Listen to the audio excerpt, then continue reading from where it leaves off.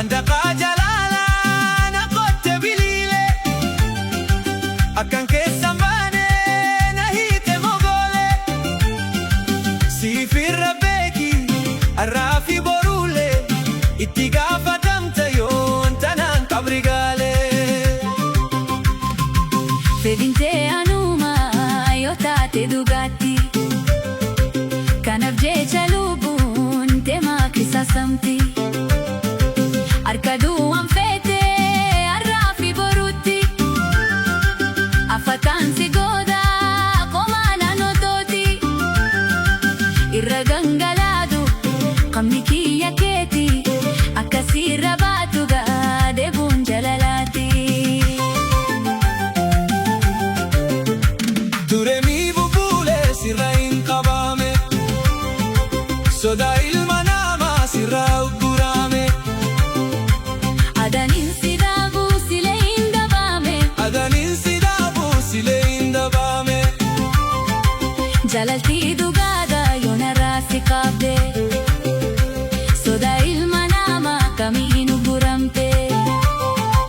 si daraan na jirti tiyya yoomuu baate si daraan na jirti tiyya yoomuu baate.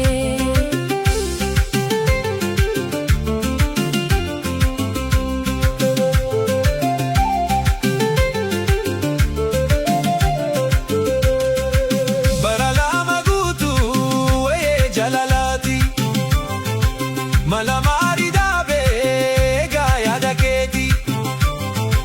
jalaltii ta'e hamtuun na ijaabacha deemti siif bo'aa garaan koo gargaarsa dabeeti sobni naan fayyisu jechi na afaniiti kodugaa na goodigaa ifin na qabiiti. Fedhitee si guutee du'uun qabu gadda nan ta'in jiruun too hin fedhu si booda kama koo si kennee disii sodaa ganda dura naa hirkaatu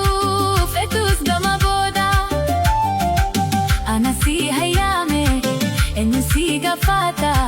wabiin lubbuutii yagaa si har'a booda.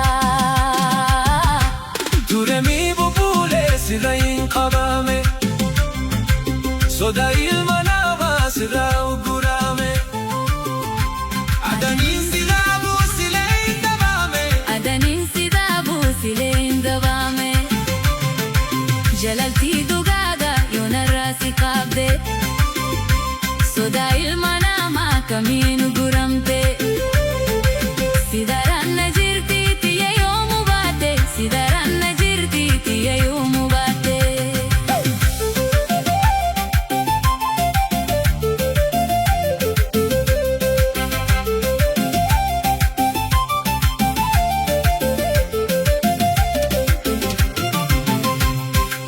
bara lama guutuu wayee jalalaati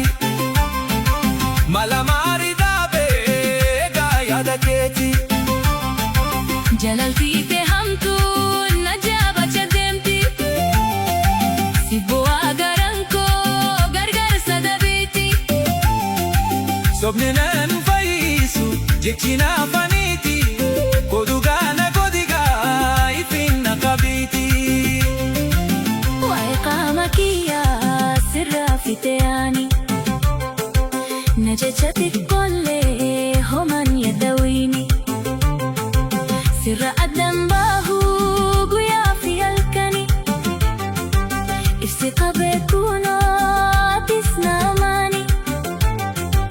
lubbutoo si kenne fudu qaama kaali akka fiigiteeti gaa ittiin bashannani.